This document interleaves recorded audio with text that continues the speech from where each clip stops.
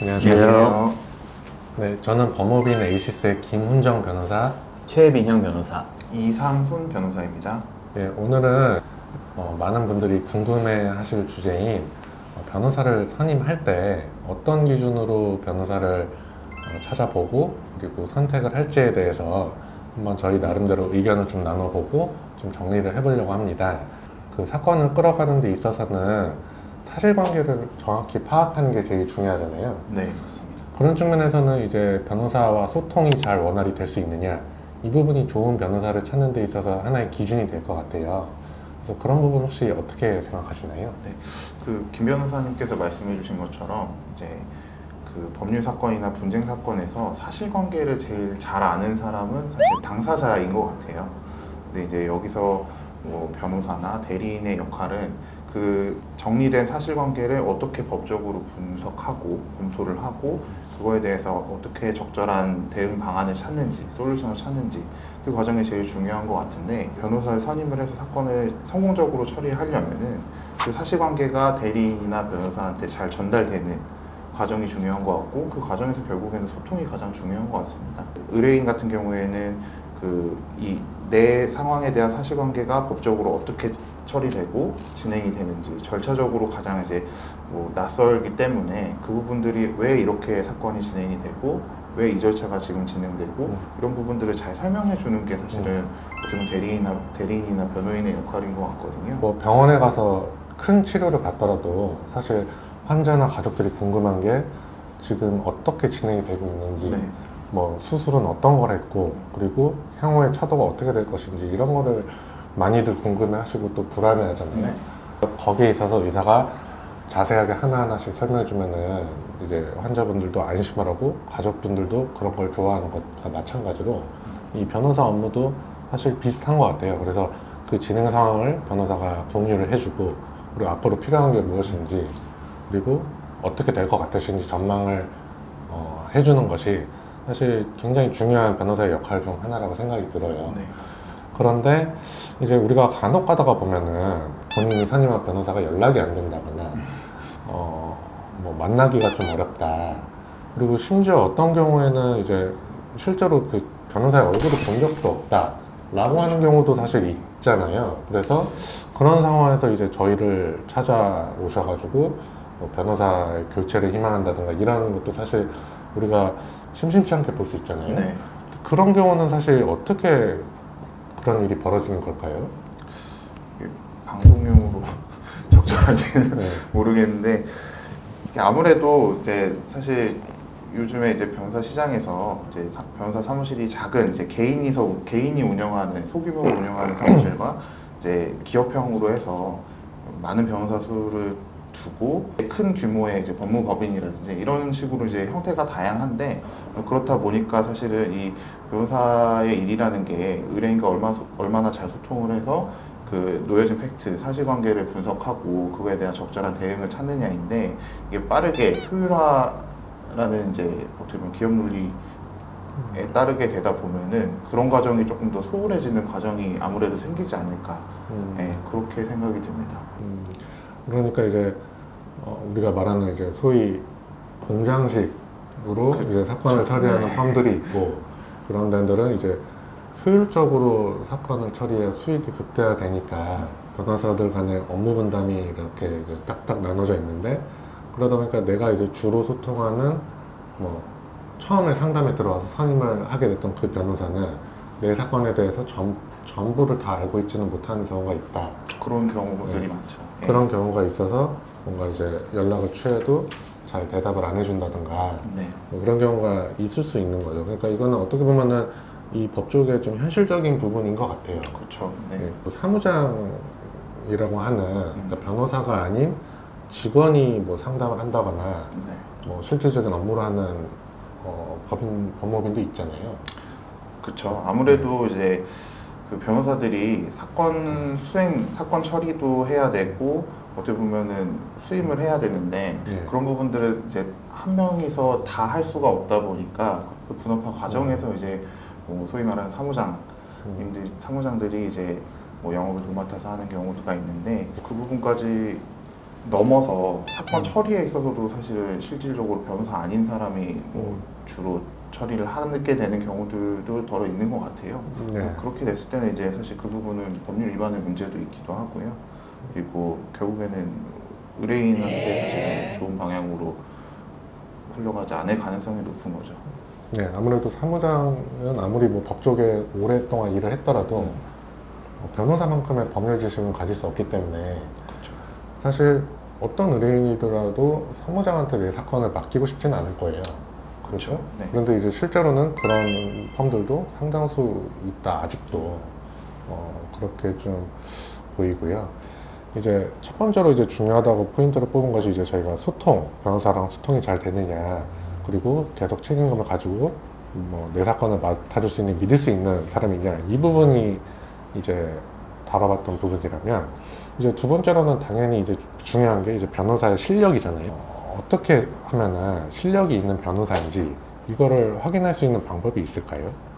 그 의뢰인이 이제 변호사를 찾아가서 의뢰를 맡기고 싶어 하는 그 분야, 어떤 분야냐, 이거에 따라 좀 달라질 수 있을 것 같은데, 그런 어떤 특수한 어떤 분야 같은 경우에는 아무래도 그 사건들만을 전문적으로 하고 있는, 뭐 우리 흔히 말하는 뭐 부티커펌이나 그런 쪽에서 이제 사건을 의뢰하시면 아무래도 전문성을 어느 정도 담보받을 수 있다.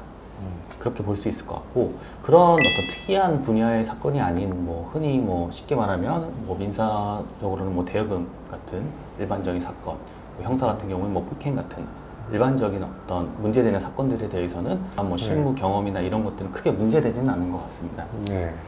그래서 결국에는 뭐 이런 특이한 분야가 아닌 뭐 일반적으로 흔히 발생하고 많이 이제 문제되는 사건들 같은 경우에는 변호사의 자질이나 뭐 능력보다는 아까 말씀 주셨던 얼마나 성실하게 내 사건을 담당해서 맡아서 이제 사건을 처리하느냐, 뭐 그런 부분이 굉장히 중요한 부분이라 생각이 되고, 네.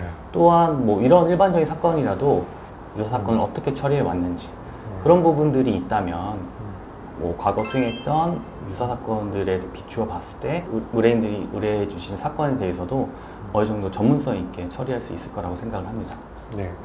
근데 이제 의뢰인이 그러면은 어떤 변호사가 어떤 사건을 수행했는지, 그러니까 나랑 비슷한 사건을 수행해 본 경험이 있는지 이런 거를 확인해 보려면 어떻게 해야 될까요?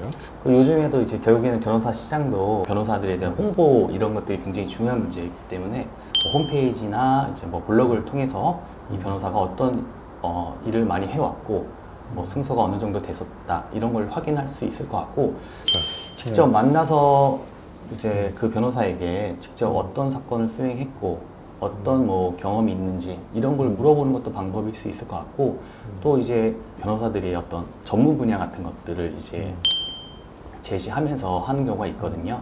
뭐 전문 분야라는 거는 뭐 대한변협에서 인정해주는 뭐 그런 전문 분야, 과거 수행 능력이나 뭐 또 전문 분야를 따려면 이제 그 관련된 뭐 교육을 또 이수를 받아야 되는 부분이 있어서 변호사들의 어떤 전문 분야가 어떤 것들이 있는지 확인하는 것을 통해서 그 변호사의 어떤 능력 이런 걸 또 간접적으로 확인할 수 있을 것 같습니다. 네. 근데 이 변호사가 과연 정말 성실하게 노력을 해서 내 사건에 이제 힘을 써줄지 이거를 선임 전에 어떻게 확인을 하고 알 수가 있을까요?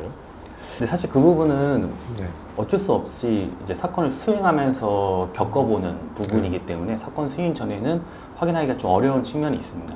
그래서 뭐 지인을 통해 가지고 내가 과거에 이런 사건들을 맡겼는데 이 변호사가 이렇게 열심히 잘해줬다, 뭐 이렇게 간접적으로 확인할 수 있는 방법은 있겠지만은 사건 뭐 수행 전에는 확인할 수 없는 부분인데, 다만 이제 선임담 과정에서 네.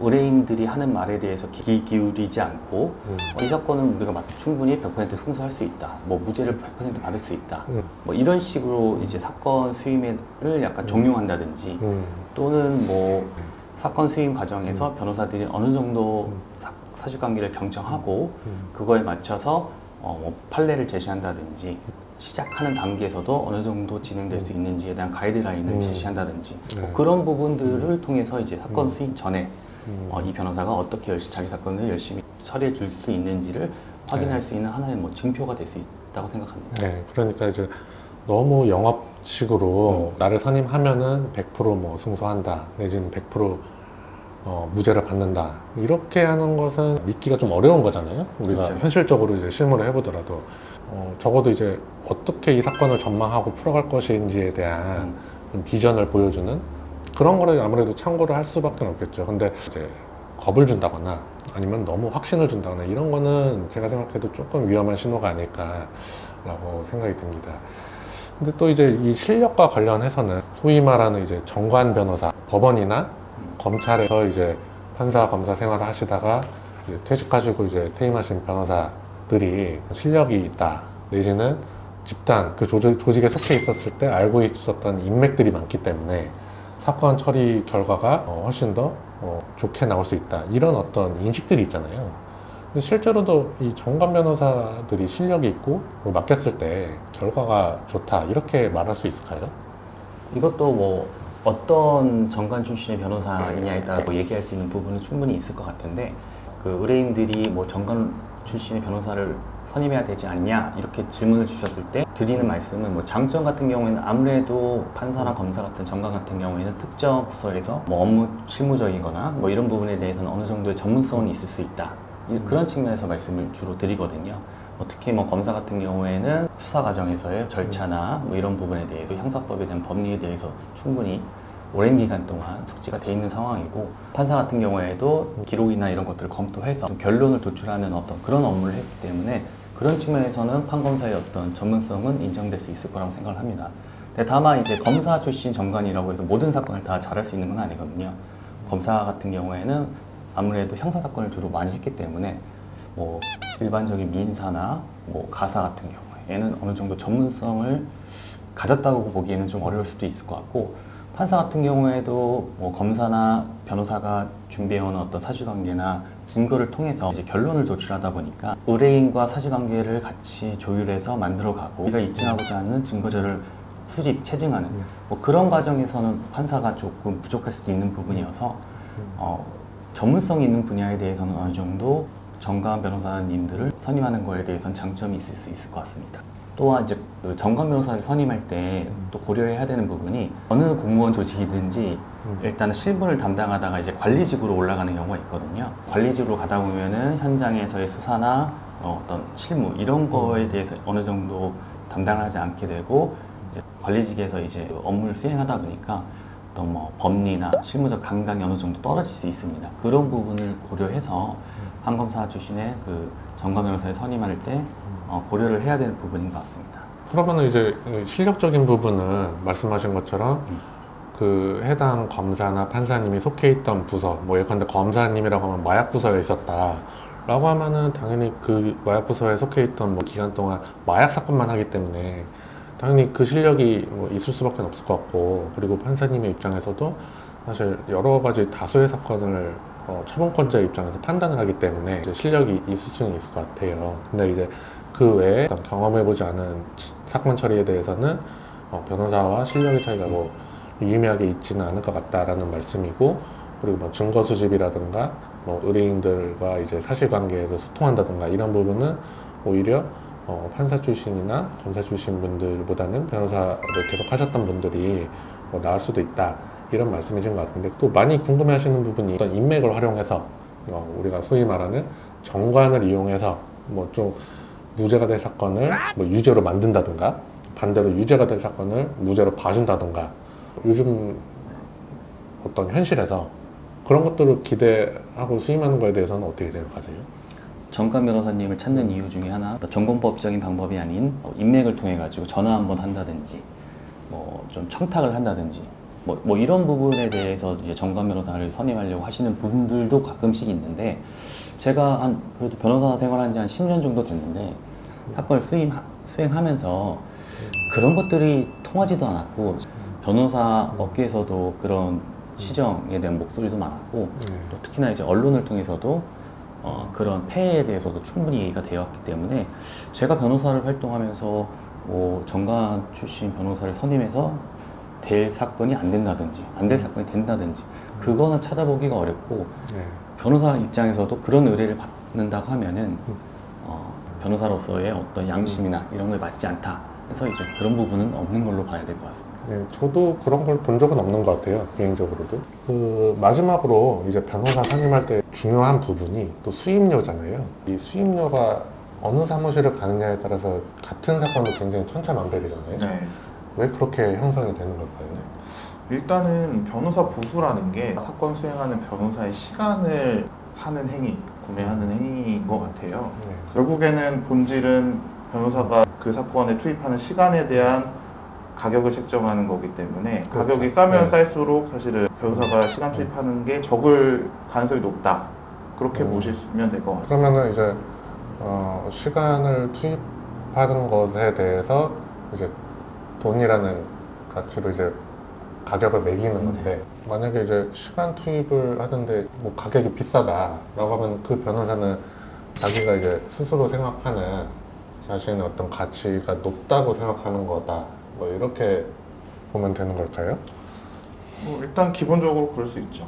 그러면 이제 이 변호사님 말씀대로라면은 이제 수임료가 높은 변호사 사무실 같은 경우는 아무래도 자신이 책정하는 자신의 어떤 밸류가 이만큼 높다, 그렇기 때문에 이제 많은 수임료를 받는 거다라는 취지신데, 그러면 이제 수임료가 높으면 결국에는 실력이 좋고 사건 진행의 퀄리티가 높다, 이렇게 보면 되는 걸까요? 그러니까 수임료가 비싼 거하고 사건의 퀄리티가 높은 거를 꼭 이렇게 등가로 볼 수 있는 건 아닌 것 같아요. 제가 아까 말씀드린 것처럼 뭐 전문 분야였기 때문에 자신이 그 변호사가 잘할 수 있는 업무고 다른 변호사보다는 또 잘할 수 있다라는 분야라고 생각이 돼서 그 부분에 대한 자신의 어떤 밸류나 가치를 높게 생각하기 때문에 수임료가 높을 수도 있지만, 또 다른 한편으로는 또 업계의 현실상 또 이제 마케팅, 광고를 많이 하는 경우가 있거든요. 사무실 운영 비용 이런 것들이 있기 때문에 결국에는 수임료로 충당을 해야 되기 때문에 결국엔 밸류, 가치보다는 어떤 비용에 대한 어떤 문제에서 수임료 단가가 올라가는 경우가 많이 찾아볼 수 있는 것 같고, 결국에는 이제 변호사의 어떤 능력이나 밸류 이런 문제 부분이 아니라 부수적인 회사 운영 비용 때문에 수임료 단가가 올라간다. 그러다 보면 이제 마케팅 비용 충당을 위해서, 회사 비용을 충당하기 위해서 비싸게 많이 수임을 해야 된다.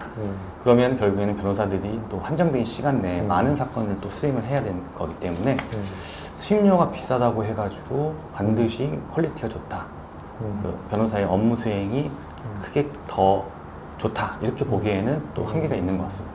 그렇다고 또 수임료가 너무 싸다고 또 좋은 것도 아니고, 이게 좀 제가 생각해도 어려운 문제인 것 같고, 저희도 항상 좀 고민하는 부분이기도 하잖아요. 근데 그래서 뭐 유사한 사건은 이제 유사하게 이제 수임료를 받지만, 그게 또 사건들이 다 뭐 유사하다 이렇게 기준을 나누기도 좀 어려운 부분도 있고요. 오늘은 저희가 이제 변호사를 선택하는 기준이라든가 어떤 수임료를 정하는 방식이라든가 이런 거에 대해서 좀 말씀을 드려봤는데, 사실 이것만으로도 충분치는 않을 것 같아요. 근데 그래도 어쨌든 변호사 선임은 인생에 있어서 굉장히 중요한 결정일 수 있기 때문에 신중히 생각해 보시고 많은 변호사를 만나보신 다음에 결정을 하시면 될 것 같습니다.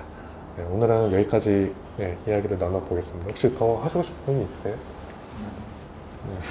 네, 그럼 여기서 마치도록 하겠습니다. 네, 감사합니다. 감사합니다. 감사합니다.